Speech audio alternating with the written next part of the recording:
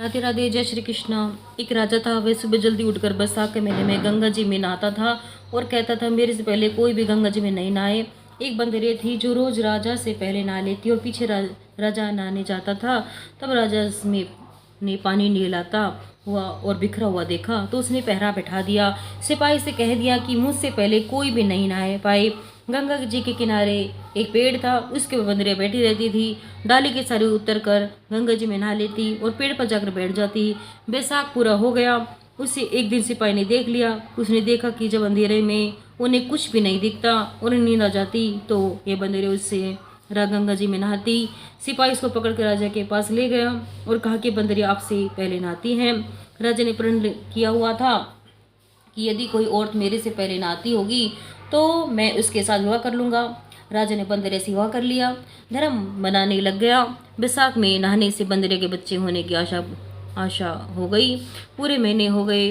जब बंदरिया ने पूछा कि मेरा बच्चा होएगा तो मैं किससे जाऊंगी, तब राजा ने महल में घंटी बंधवा दी और कहा जब तेरे दर्द हो तो तू घंटी हिला दियो, फिर आकर मैं तेरा सारा इंतजाम कर दूंगा। राज्य की कई रानियां थी, उन्होंने उस बंदरे से पूछा कि घंटी किसने बांधी है। तब वह बोली राजा जी ने बांधी है, मेरा बच्चा होगा तब मैं बुलाऊंगी।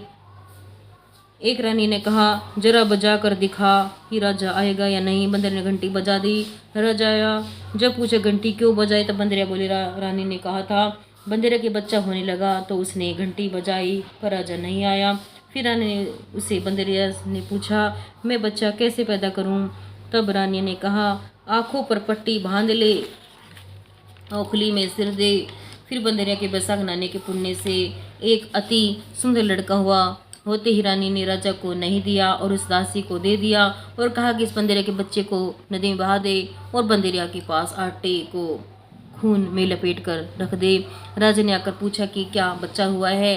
तब रानी ने कहा बच्चा नहीं हुआ, ये ईंट पत्थर हुआ है। फिर राजा ने संतोष कर लिया कि रानियों के बच्चा नहीं होता, इसलिए इसको भी क्यों होता। उधर दासी बच्चे को फेंकने लगी तो नदी में फेंका नहीं गया। कुम्हार मिट्टी का बर्तन बना रहा था, उसके अंदर रखकर आ गई। कुम्हार और कुमारी खुदी हुई मिट्टी खोल लेने गए तो देखा बहुत सुंदर बच्चा सो रहा है। जब कुमार अपनी पत्नी से बोला कि हमारा बच्चा नहीं था इसलिए भगवान ने बच्चा भेजा है, यदि इसको तू पाल ले तो अपने घर ले चलेंगे। कुमारी बोली ले चलेंगे, अपनी खातिर ही भगवान ने भेजा है। कुमार ने इसको पाल पोस कर बड़ा कर लिया। लड़का रात दिन बढ़ने लगा। वह कुमार मिट्टी का हाथी बनाकर बेचा करता था। एक दिन लड़का बोला पिताजी मेरे को भी हाथी घोड़ा दे दो, मैं इसे खेलूंगा। फिर हाथी घोड़ा ले जाकर कुएं पर बैठ गया। लड़के को सारी बात का पता लग गया कि बंदरिया के हुआ था और रानी ने मुझे मारने के लिए दासी को दे दिया था। कुएं पर दासी पानी भरने के लिए आई तो वह दासियों को देखकर बोला कि मेरा मिट्टी का हाथी घोड़ा पानी पी लेगा। तब दास बोली मूर्ख, कभी कभी मिट्टी का भी हाथी घोड़ा भी पानी पीता है। लड़का बोला मूर्खो, कहीं बंदरिया के भी ईंट का पत्थर पैदा हुआ है। दासी ने जाकर रानी से बोला कि एक कुमार का लड़का है, उसने हमें यह बात कही है। बड़े बड़े पर कंकरी मारकर फोड़ दिया घड़े पर कंकरी मारकर फोड़ दिया। तब रानी ने जहर का लड्डू तैयार किया और कहा ये लड्डू उस लड़के को खिलाओ। दूसरे दिन उस दासी उस लड़के को वह लड्डू खिलाने गई तो भगवान ने उसे लड्डू को गेंद गिरी का लड्डू बना दिया। अगले दिन दासी ने आकर देखा कि वह मरा नहीं और खेलता फिर रहा है। फिर इस पर रानी रूठ कर सो गई। राजा ने आकर पूछा रानी क्यों सो रही हो। तब रानी ने जवाब दिया कि कुमार को अपनी बस्ती में से निकाल दे। राजा ने कहा ये क्यों कड़वा बोलती हैं। पर रानी ने जिद करके कुमार को निकलवा दिया। कुमार जंगल में रहने लगा। वहाँ एक लड़का बोला पिताजी मेरे को 108 करवे 108 गोले बना दो। वह ठंडे ठंडे घड़े भरकर बैठ गया। गनगौर के लिए मिट्टी लेने के लिए बहुत सारी लड़कियां आई। राजा की सावकारनी भी आई और बगीचे में बैठकर खेलने लग गई। खेलते खेलते प्यास लग गई। ये छोरी उस लड़के से बोली हमें पानी पिला दे। वह लड़का बोला मेरे पास ये गोलियां हैं, इन्हें खाती चली जाओ और मेरे पीछे फिरती जाओ। फिर कई लड़कियों ने कहा मैं तेरी गोली नहीं खाऊं, हमें प्यास लग रही है, तू खा ले। फिर वह लड़की आगे आकर बैठ गई। छोरियाँ एक एक करके गोली खाती गई और ठंडा पानी पिया और उसके चारों तरफ फिरने लगी। सब लड़कियां के पेट में गर्भ रह गया। लड़कियां मिट्टी लेकर घर गई तो पीछे उनके बाप ने ब्याह का साया निकलवाया तो साया नहीं निकला, पर उसने कहा इनका ब्याह तो हो जाना चाहिए, बाद में लड़कियां में से किसी का जी घबराए तो कोई रोटी नहीं खाया, कोई उल्टी करे। फिर सबने उनसे पूछा तुम्हारे ये क्या हो गया?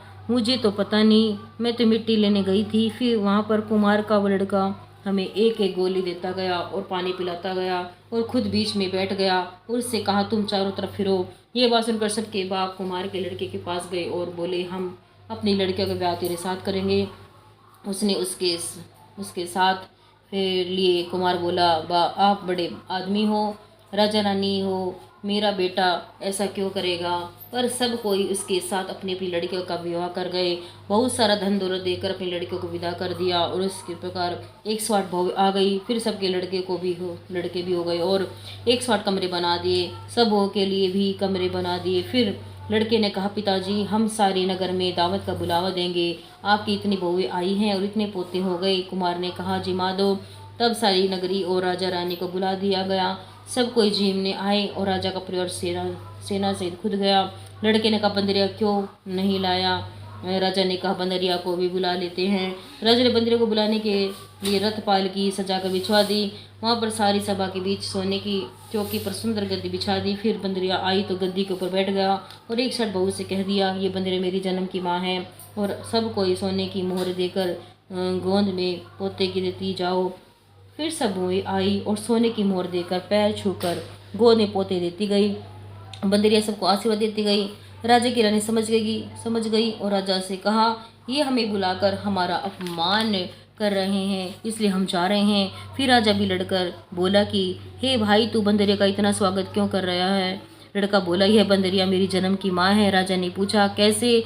लड़का बोला मैं बंदरिया से पैदा हुआ था तो तुम्हारी रानी ने मुझसे दासियों को दे दिया और कहा कि हमें नदी में बहा दो, लेकिन दासी ने मुझे नदी में नहीं बहाया, मुझे उसने खड्डे में रख दिया और कुमार और कुमारी ने मुझे पाल पोस कर बड़ा कर दिया। और रानी ने तुम्हारे से कहा उसके गारा पैदा हुआ है, जो दासी मेरे को ले गई थी वह यहीं पर खड़ी है। दासी ने कह दिया कि हाँ मेरे को दिया था, मेरे से इसे नदी में नहीं फेंका गया, इसलिए इसको खंदेड़ में रख दिया। रानी सुनकर चुप रह गई। पीछे राजा ने रानियों को छोड़ दिया और बंदरिया को साथ ले गया। साथ ही पोते और बहुओं को और छोटे बेटे को साथ ले बड़े गाजे बाजे से अपने घर ले गया और सबको अलग अलग महल बना दिया।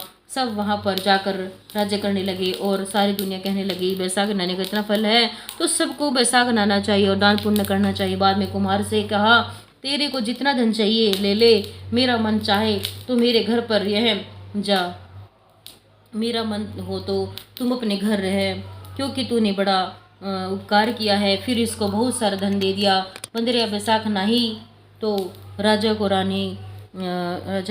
जी का राज्य पाया और 108 पोते हो पाए। हे भगवान जैसे बंदरिया को सुख संपत्ति दी वैसे सबको देना। जो कोई इस कहानी को कहता है और सुनता है भगवान कृपा उससे उसकी सभी मनोकामना पूर्ण होती है।